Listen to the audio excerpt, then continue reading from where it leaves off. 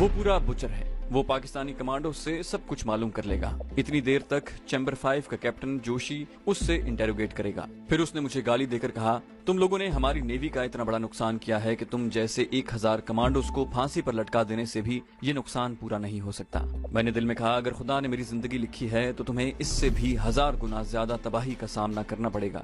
دونوں فوجی چلے گئے۔ کچھ وقت گزر گیا، اس کے بعد مجھے ہتھکڑی لگا کر 2 فوجی گارڈز کی نگرانی میں ایک عمارت کی دوسری منزل کے ایک کمرے میں لے جا کر ڈال دیا گیا۔ یہاں فرش پر صرف ناریل کی چٹائی بچھی ہوئی تھی، وہاں اور کچھ نہیں تھا۔ یہاں مجھے ٹین کے ڈبے میں باسی سبزیوں کا شوربہ اور باسی ڈبل روٹی کے 2 ٹکڑے کھانے کو دیے گئے۔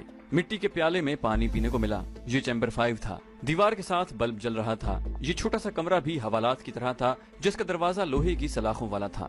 دروازے کے آگے ایک تنگ سی راہداری تھی۔ یہاں کسی جانب ایک بلب روشن تھا جس کی روشنی دروازے کے آگے پڑ رہی تھی۔ یہ کوئی خاص قسم کا عقوبت خانہ تھا جہاں مجھ سے کسی کیپٹن جوشی نے پوچھ گچھ کرنی تھی اور مجھ پر کوئی نئی قسم کا تشدد کرنا تھا۔ مجھے سب سے زیادہ فکر اس بات کا تھا کہ پرسوں صبح کسی وقت میجر شرد دیوان ناگپور سے یہاں پہنچنے والا ہے۔ اس کے آنے سے پہلے وہاں سے فرار ہو جانا چاہتا تھا، لیکن فرار کا کوئی راستہ نظر نہیں آ رہا تھا۔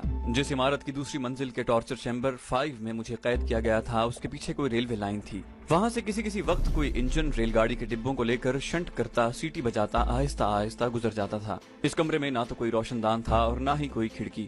اتنے میں ایک کالے رنگ کا خوفناک چہرے والا آدمی، جس نے کیپٹن کی وردی پہنی ہوئی تھی اور جس کے گال پر لمبا سا کسی زخم کا نشان تھا، ہاتھ میں ایک بریف کیس لیے میرے پاس آ کر کھڑا ہو گیا۔ ایک سپاہی نے فوراً کرسی لا کر رکھ دی تھی۔ وہ کرسی پر بیٹھ گیا۔ اس نے سب سے پہلے میری نبض دیکھی، پھر بے رحمانہ انداز میں مسکراتے ہوئے بولا، اچھا تو تم نہیں بتاؤ گے کہ تمہارا ساتھی کمانڈو کہاں روپوش ہے اور انڈیا میں تم پاکستانی کمانڈوز کا ہائیڈ آؤٹ کہاں ہے؟ میں نے بڑی بیزاری سے کہا، میں پاکستانی کمانڈو نہیں ہوں، مجھے ناحق گرفتار کیا گیا ہے، بحری جہازوں کی تباہی سے میرا کوئی تعلق نہیں۔ وہ بولا، میرا نام کیپٹن جوشی ہے، میں کانپور کا رہنے والا ہوں، قیدی کی چمڑی اتارنے کا ماہر ہوں۔ یہ کہتے ہوئے اس نے بریف کیس میں سے ایک لمبا نشتر نکال کر مجھے دکھاتے ہوئے کہا، اس نشتر سے پہلے تمہارے گال پر ایک لمبا کٹ لگاؤں گا، پھر زخم کے اندر اپنی 2 انگلیاں ڈال کر صرف ایک جھٹکا دوں گا اور تمہارے گال کی کھال الگ ہو جائے گی۔ وہ مکرو انداز میں ہنسنے لگا۔